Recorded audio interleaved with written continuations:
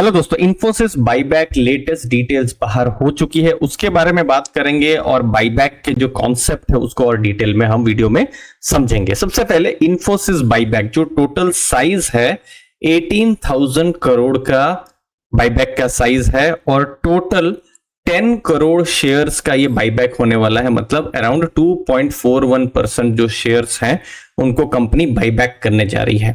अब जब बाईबैक का प्राइस की अगर हम बात करते हैं तो ये 1800 रुपीस के प्राइस में ये बाईबैक हो रहा है।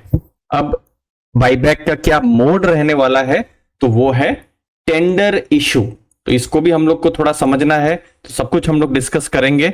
तो देखिए, जब टेंडर इशू की बात होती है तो जो एलिजिबल इन्वेस्टर्स हैं वो शेयर्स को टेंडर कर सकते हैं। मान लीजिए आपके पास शेयर है और आपको कुछ इंटाइटलमेंट होगा तो उसके हिसाब से आप जो शेयर्स हैं उनको टेंडर कर सकते हैं। मतलब डायरेक्ट कंपनी आपसे खरीदेगी।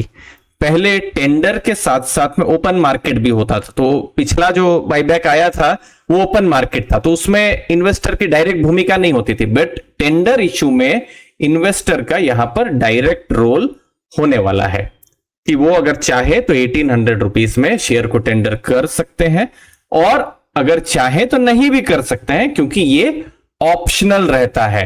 ठीक है। अब जनरली ये टेंडर इशू का जब बाईबैक आ रहा है तो कोई भी इन्वेस्टर क्यों भी जो है टेंडर करेगा, तो जनरली जो प्राइस होता है वो थोड़ा एग्जिस्टिंग प्राइस से थोड़ा प्रीमियम में होता है। तो जो कि आपको इन्फोसिस के भी केस में आपको देखने को मिलेगा। जो अभी 1800 का बाईबैक का प्राइस है, तो जो प्राइस रहेगा थोड़ा यहां पर कम रहेगा जो भी मार्केट में ट्रेड कर रहा होगा। बट यस, बाईबैक के न्यूज के बाद किस तरीके का मूवमेंट आता है वो फिर मार्केट का मूवमेंट के ऊपर है, वो फिर बोल पाना अभी बहुत मुश्किल है। बट अभी देखिए, ये सिर्फ इतना ही न्यूज आया है कि ये टेंडर इशू 1800 रुपीस का बाईबैक और ये बाईबैक का साइज एक्सेट्रा, अभी भी कुछ इंपॉर्टेंट चीजें डिटेल्स आना बाकी है। और वो क्या इंपॉर्टेंट डिटेल्स आना बाकी है, जैसे आने वाले कुछ सप्ताह में, महीने में हमको रिकॉर्ड डेट के बारे में पता चलेगा। तो रिकॉर्ड डेट से पहले जिनके पास भी से इन्फोसिस का स्टॉक होगा तो वो एलिजिबल इन्वेस्टर्स रहेंगे।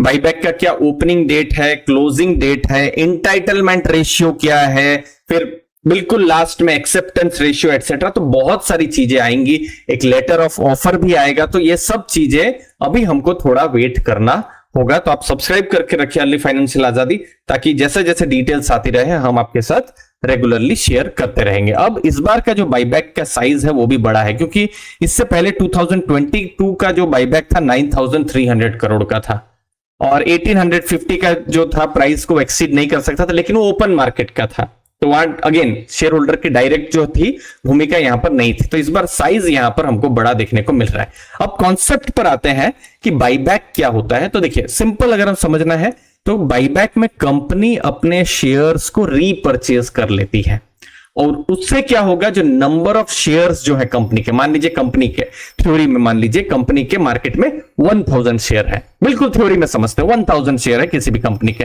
और सोच लीजिए कंपनी ने कहा कि हम अपने कुछ 30 शेयर्स को बाईबैक कर लेंगे, तो क्या होगा, कंपनी के जो नंबर ऑफ शेयर्स है वो घट के 970 हो जाएंगे। तो ये बाईबैक यहां पर हो रहा है और कंपनी चूंकि अपने शेयर्स बाई कर रही है और जो भी एलिजिबल इन्वेस्टर्स हैं उनको पेमेंट यहां पर कर रही है। इस बार टेंडर ऑफर से हो रहा है, मतलब वो डायरेक्ट इन्वेस्टर्स से बाई कर रही है, जिसके बारे में हमने डिस्कस किया। अब बाईबैक में क्या इंपैक्ट पड़ता है, तो देखिए यहां पर चूंकि नंबर ऑफ शेयर्स कम हो जाते हैं तो जो अर्निंग पर शेयर है वो इंक्रीज हो जाएगी, क्योंकि नंबर ऑफ शेयर्स डिनोमिनेटर में नीचे रहता है तो ईपीएस जो है वो बढ़ जाएगा। अब ईपीएस बढ़ जाएगा तो जो प्राइस टू अर्निंग है वो डिक्रीज हो जाएगा। अब सोच लीजिए किसी कंपनी का प्राइस है 100 और वो मान लीजिए उसकी जो अर्निंग होती है, सोच लीजिए 10 रुपीस की होती है, तो कितना हुआ पी रेशियो, यहां पर 100/10, 10 का हुआ। अब मान लीजिए कंपनी का प्राइस 100 ही है, लेकिन जो अर्निंग पर शेयर जो है वो अगर इंक्रीज कर जाता है, ये ईपीएस अगर इंक्रीज कर जाता है, तो ये मान लीजिए 100 डिवाइड बाई मैं यहां 11 कर देता हूं या कुछ 12 हो जाएगा, जस्ट थ्योरी में हम बात कर रहे हैं। तो जो पी रेशियो होगा, जैसे यहां पर इस केस में 10 का आया है, यहां पर 9 पॉइंट समथिंग आएगा, तो पी रेशियो कम हो जाएगा।